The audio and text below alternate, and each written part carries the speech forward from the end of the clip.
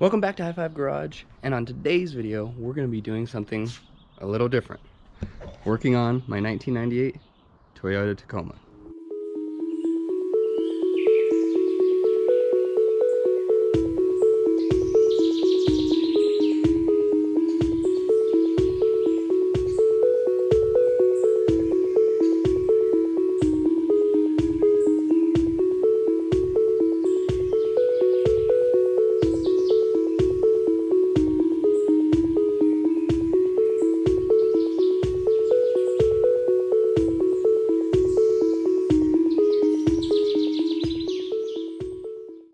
So this is my 1998 Toyota Tacoma. It might not look like one. I did convert the front end to the newer style. Some hate it, some love it. I just like that front end better, so I did. The front bumper is also made by me. Used CAD, cardboard aided design, and that's what I came out with. It does have the stock blinkers and a little light bar, a couple toe points. It works. It was cheap.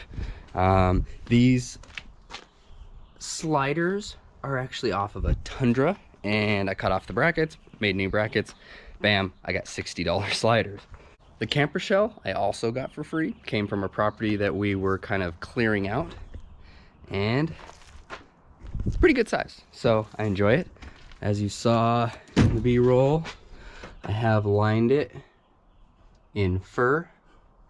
Little light with a switch, little shelf up there, holds everything I could ever want. And I also have, of course, a blow-up mattress and pillows and blankets and such.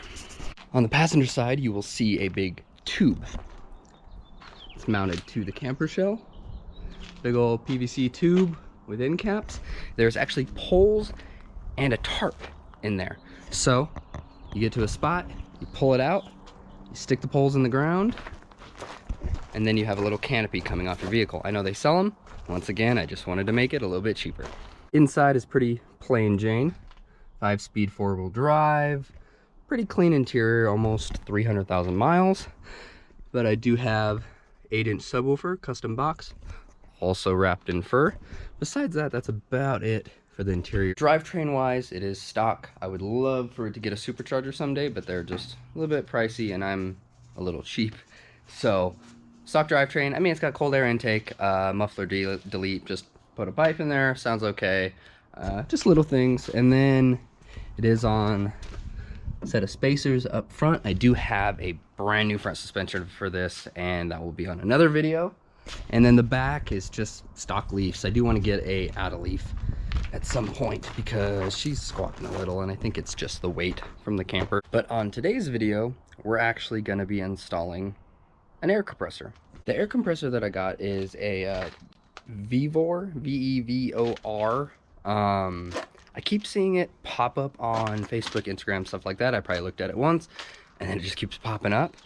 But there was just something about it, that how compact it was, and the price. Price was like $68 shipped, which is very cheap for a compressor and tank and train horns.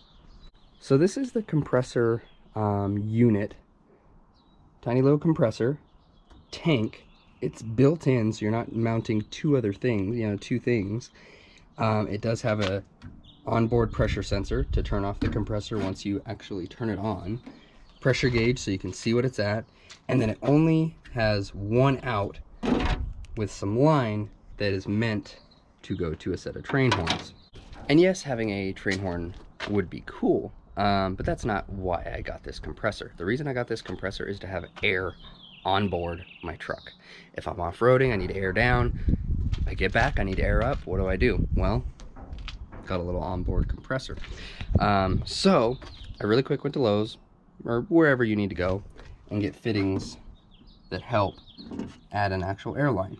Now, I still need to go get a actual hose and, airline or whatever, or a little fill thing, but that is what will make it so that I can have extra auxiliary ports for air instead of just this one with some line that goes to the port on the train horn. So that is the reason I want this. I want to be able to fill stuff up when I want. This video is not sponsored.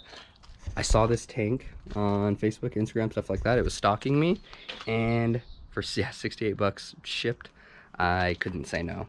I did actually hook it up really quick on the truck, and honestly, it was a couple seconds, but instantly, like 30 psi, a lot of air. Seems like it's pretty nice. So let's get to installing this. I still have not decided where I want to put it, but we'll figure that out. Compressor does come with little mounting hardware. I think that's actually for the train horns. Teflon, so stuff doesn't leak. Fuse holder, fuse, and then more nuts and bolts. Obviously it came with line, and it comes with instructions, just brief instructions. You got positive, negative, you got an air line. That's it. The only thing it didn't come with is a switch, so I need to get a switch.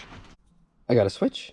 It's actually a 3-way switch, so I can do compressor on, off, and then train horn if I really wanted. So it worked out. So mounting this compressor tank kind of setup, I think I want it under the vehicle. I could put it somewhere in here, but then it comes down to wiring it. I know I can run stuff under the frame really nice on like brake lines or whatever, fuel lines. So I really want it under the vehicle. So I was thinking somewhere in the back as far as mounting the compressor, but then I thought about it, like running wires, stuff like that. Not a fan. So I did, you know, make this bumper, and there's quite a bit of room right there. So this compressor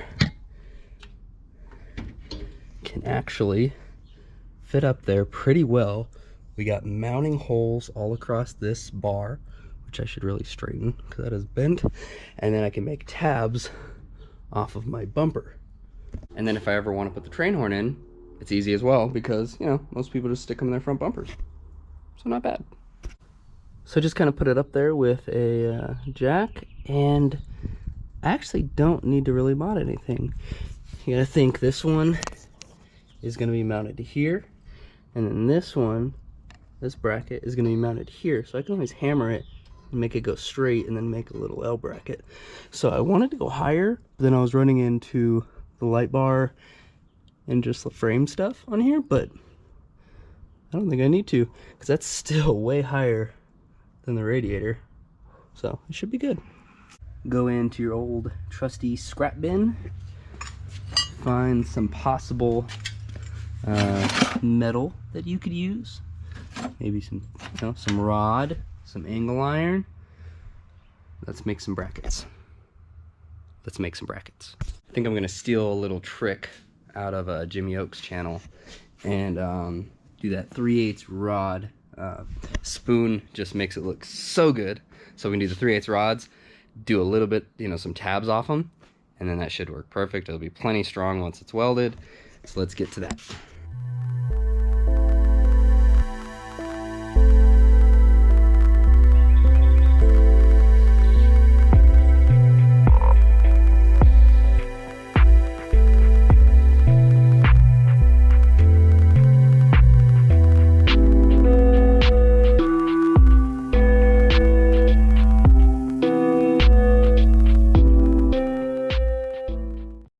I got these 9 3/4 rods cut out, and it's gonna go across something like that. I do need to bend it a little bit, and then it'll mount on the end right here, there, and then to one of these nuts. So I'll have to make little plates that go out and stuff, but it shouldn't be that hard.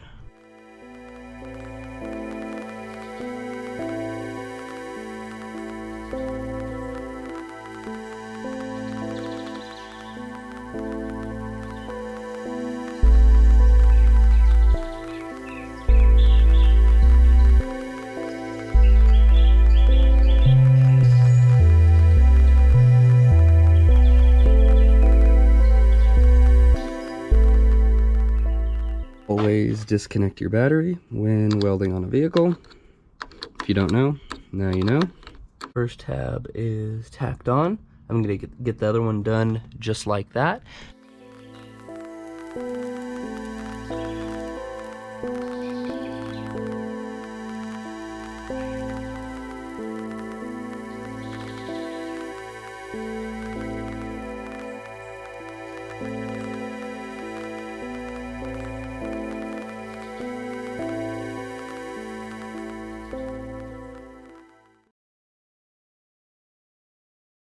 both rods are now tacked in place. You can see they still need to be bent, but I can make the plate that mounts this perfectly straight. So I'm gonna cut out a couple for that, put some bolts in them, and then weld them on. On the holes that are on the compressor, I'm gonna be putting riv nuts in them. If you don't know what a riv nut is, it's literally like a rivet, but it has threads inside. When it collapses with a tool, it actually grabs onto the metal. This all collapses, and it makes a thread point, pretty much. You don't have to use a nut, you don't have to use a lock washer. I guess you still could, but you don't have to have a nut on top that you have to tighten as well as the bolt. So these will be going on the compressor, and then I'll only need to run a bolt through the hole on the piece of metal. And that's what it looks like. Just squishes it and makes threads. If you don't have one, get one. They're very convenient and helps a lot when you don't want to, or if you have like a tight spot you can't get a nut behind. Now it's just measure, make a tab, drill a hole, round it, put it on there, weld it, and repeat until it's done. Give me a second. Well, I think the weld splatter hit something. I have never seen this happen. What the heck? I can't even see where it's at. I wasn't even welding close to here. Let me look a little more. Well, this just went from a cheap compressor install to a little bit more expensive. I guess the sparks from the weld somehow got on top and maybe burned through the plastic on the bottom. I'm still in shock. Okay, I'm gonna have to empty it and get a new radiator. Great. O'Reilly's to the rescue. They had one in stock. There was actually two different ones, an 18-inch core and a 20-inch core. This one's got a 20-inch core. I don't know the difference, but we're gonna fully drain it, pull it out, finish the compressor, and then put it back in so I don't ruin it again. Yeah.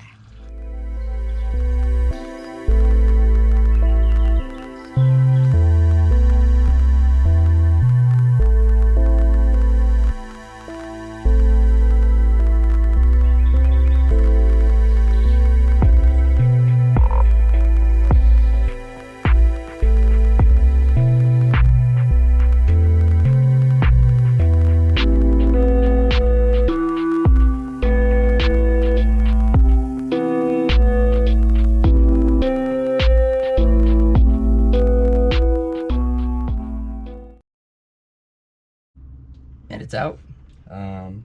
Definitely not that hard to get out, so at least there was that. All right, let's get back to what we were doing.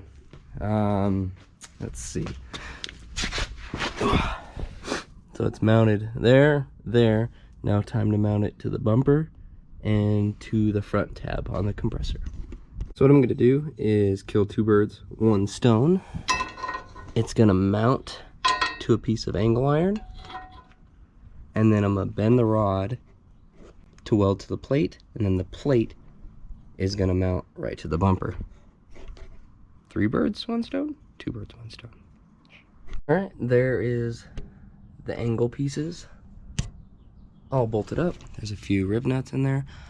I said I was gonna weld the bars to them. I don't think I need to. I shake this thing and it's pretty damn steady. So I think I'm gonna trim them off right here, finish welding everything, and then start doing wiring and plumbing.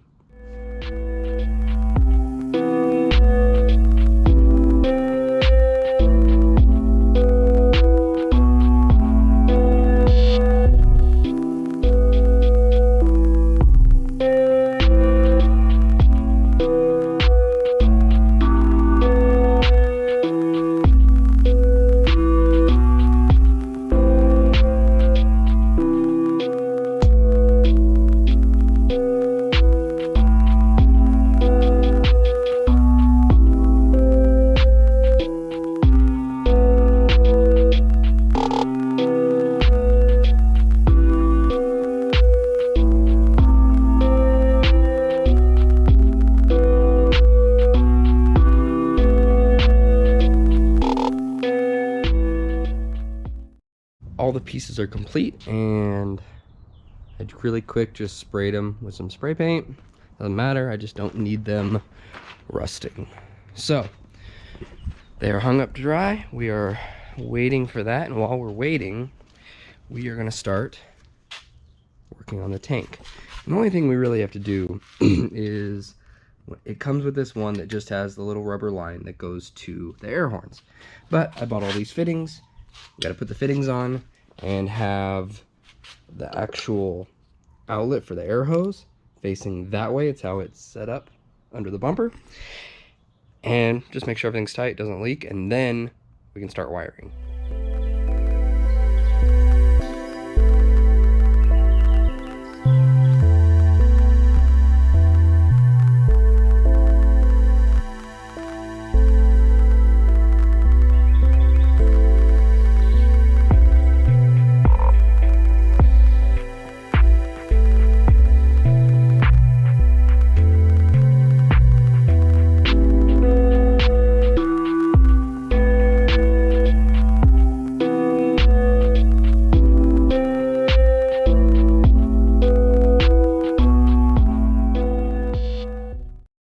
Fittings are all on. I capped off that side that goes to the train horn for now because I'm not going to be hooking it up and it would just be an air leak. So that's capped. We got my air fitting there. I'm going to put the radiator in real quick, and then we're going to test it and make sure it holds PSI, make sure there's no leaks, and then everything should be dry at that point. All right, now let's put it back in. And it's back in. Now, put the compressor back in with the newly painted brackets and wire it.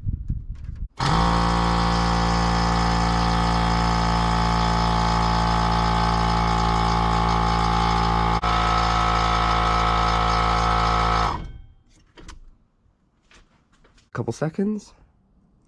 It's already at 30 PSI. If the camera would focus. And doesn't seem to have any leaks. The only other thing I want to check is to see if it turns off at a certain PSI. It's supposed to, but I want to make sure it does, so it doesn't explode. I let it run for, I don't know, a minute or two. Went up to 120 PSI, shut off. So switch works, and it's a good amount of pressure. After a long day, it's finally mounted. Thing came out pretty sweet. I mean, it doesn't move. It's mounted to the bumper. It's not hitting anything. It's great. Now, time to wire it up. So I've got this switch that someone else put in that runs the light bar. Followed it, found power, and I'm actually just gonna tee into that one. I don't ever see when I'm gonna be using the light bar and the compressor at the same time. So it should just be a good spot to tap into. And then mount the switch probably somewhere underneath this lower panel, and yeah, test it. I got it all wired up, tapped into that one wire I showed before, drilled a little hole for the switch right there, ran it through the firewall where the light bar goes through, ran it across there, put the ground right there, ran it down, and soldered it together. Let's see if it works.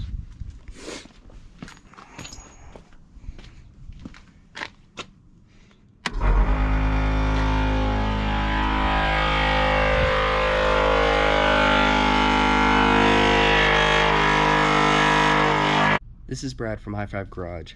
Thank you for watching. I hope you're enjoying this content that I'm posting. It's a little everywhere, but hoping you guys like the diversity on the vehicles. Tacoma now has air. Like always, thank you for watching. Stay tuned for more content. Like, comment, and subscribe, and I will see you on the next video. High Five out.